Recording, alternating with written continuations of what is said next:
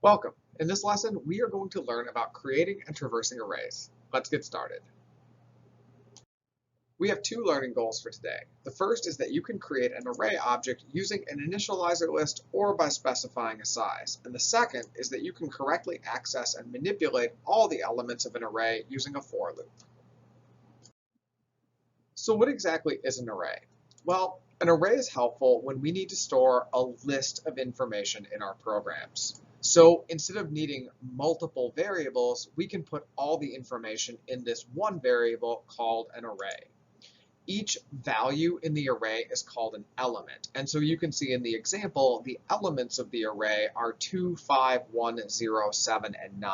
This is a list of numbers.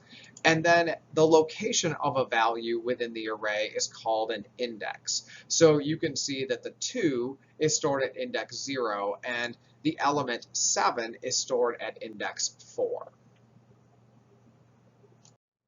Here's some example Java code that creates an array of 6 integer values. We start out by saying int bracket bracket, which just tells Java that we want to create an int array. Then we give our array a name, and we can call it whatever we want. And then we set it equal to a new int of size 6. And that's what the 6 in the brackets means. This is the size. This is how many numbers or how many values we want our array to hold. And once Java runs this code, we get something that looks like what you see on the screen. You've probably figured out by now that in Java, arrays are objects, and there's a couple of reasons we can determine this. One is the use of the word new, which we've always used when creating objects, and the other is when you look at the memory diagram, you can see that the array is stored as a reference to the actual object. Now, when you do create an array, you can use a variable for the size. So I used the number 6, but it would have been perfectly okay to put an integer variable there as well. However, once you do create that array and set the size cannot be changed. Once we've created our array, we can use the index values to access and modify elements.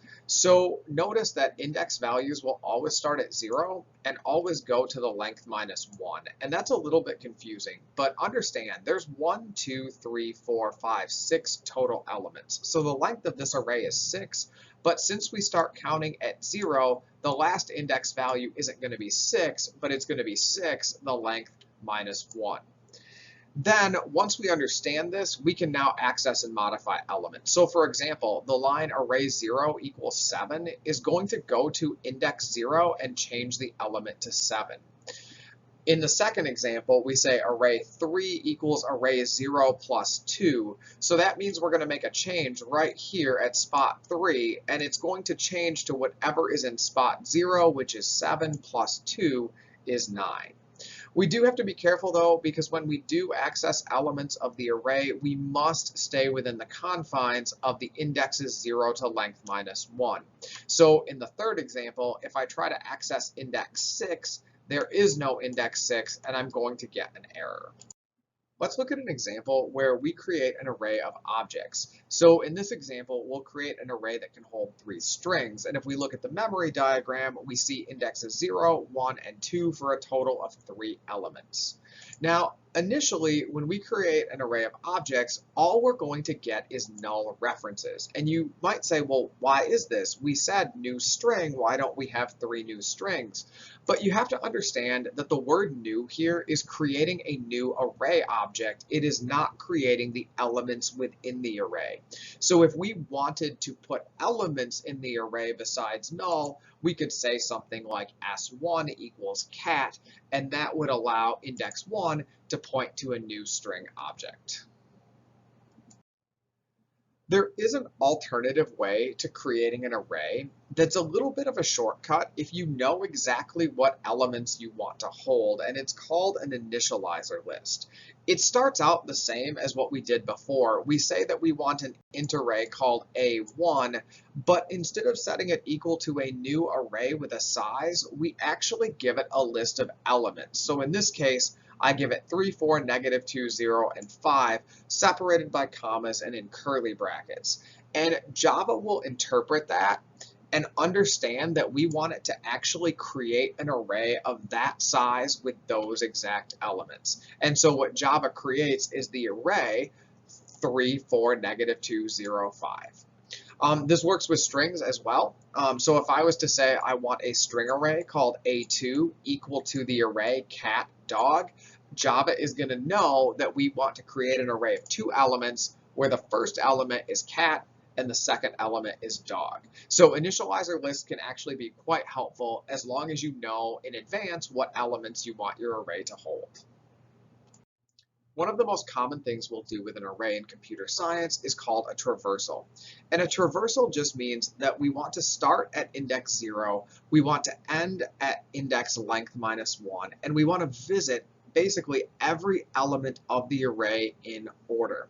And there's a lot of reasons we might want to do a traversal. Maybe we're searching for something in the array. Maybe we want to put the elements of the array in order, or maybe, as you see on this slide, we just want to print out every element on the screen. And the code you see is an example of the long way of doing a traversal, where I have a line of code for each element of the array, and the only thing that changes from line to line is the index number. So what we'd like to see is a shorter way to do this traversal. On this slide, we see the loop way of doing things. Notice that we still do a system.out.print and we still access the array, but instead of using a number here, we use a variable I, and we allow I to be our index. The loop says that I should start at 0, which will be the first spot in our array, and it also says that we want to loop as long as I is less than the length. Now remember that the length of this particular array is 6, and less than 6 means 5. So in other words, we're going to loop I 0 to 5 and add 1 to I each step of the way. And so this accomplishes the same task as what we saw on the previous slide, but in one line of code with a loop. And what's great about this is even if our array had 1,000 elements in it, this would still be just one line of code in a loop. Now, this is how I will typically write this for loop to traverse the array, but just so you know, there is one other way you can do it. And it does the exact same thing, right? It starts I at 0, but sometimes you'll see people say less than or equal to, and then length -1 over here. I prefer to just use the less than, but this will do the same thing. This is saying I is less than or equal to 6 minus 1, which is 5. So again, it does the same thing. My advice is pick which one of those you want to do for your traversal and always do it the exact same way so you don't confuse yourself. Let's do an understanding check. So I've got some sample code here on the right that traverses an array, but I've tweaked the loop a little bit so it doesn't do a complete traversal. Pause the video, see if you can figure out what the loop prints, and when you're ready, unpause it and we'll take a look at the answer. It turns out that the only output we'll get is 4 and 2. Let's see why. So our int I, our index, starts at 1, so that means the first element that will be printed will be the 4. And then you'll also notice that at the end of the loop, instead of going up by 1, I go up by 2. So I skip the 3, and I end up printing the 2. And then after that, if I try to go 2 more, I will have exceeded the length. So the output we get here is 4 and 2. Now that you've watched this lesson, you should be able to create an array object using an initializer list or by specifying a size. You should also be able to correctly access and manipulate all the elements of an array using a for loop.